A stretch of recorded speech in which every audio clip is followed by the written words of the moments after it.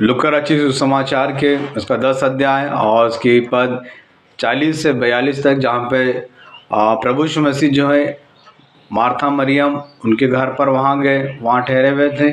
और वहाँ पर यह हुआ कि मरियम जो है प्रभु यीशु मसीह के चरणों के पास में बैठकर बड़े ध्यान से प्रभु यीशु मसीह के वचनों को वो सुन रही थी, जो परमेश्वर के विषय में उनको बता रहे थे।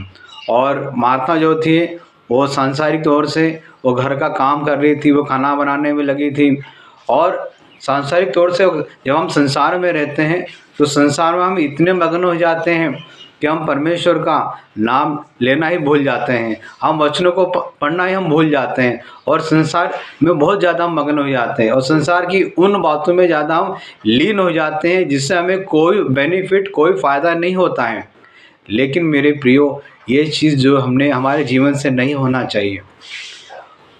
प्रभु यीशु मसीह ने मार्था से कहा, क्योंकि मार्था जो है प्रभु यीशु मसीह के पास में आकर कहने लगी, हे प्रभु देख, मेरी बहन जो है मेरी वो सहायता नहीं करती है और वो मेरे जरा भी सहायता नहीं कर रही है, मेरी हेल्प नहीं कर रही है, उसको आप कुछ बताइए। इसका मतलब वो शिकायत कर रही थी।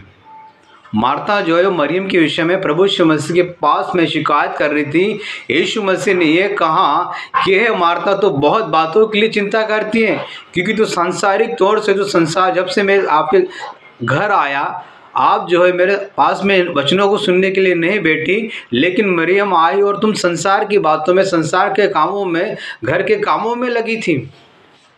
प्रभु यीशु मसीह ने कहा कि अवश्य है कि उस उत्तम भाग को मरियम ने चुना। मेरे प्रियो, हमें भी उस उत्तम भाग को चुनना है। हमें परमेश्वर के वचन के अनुसार जीवन को व्यतीत करना है। और जब हम परमेश्वर के अनुसार हम अपने जीवन को व्यतीत करते हैं और जो वचन के अनुसार उन बातों को हम पालन करते हैं और वैसा हम जीवन जब जीते हैं, तो परमेश्वर का वचन हमें इस बात के लिए प्रॉमिस करता है कि हम उस उत्तम भाग के हम भागीदार हम ज़रूर होंगे। इसलिए प्रियो, संसार की बातों में, संसार के उन बातों में हम लीन ना हो, लेकिन हम परमेश्वर के लिए समय निकालें, वचनों को पढ़े, प्रार्थना करें, क्योंकि समय और दिन बहुत कठिन है। परमेश्वर आप सभी को आशीष दे।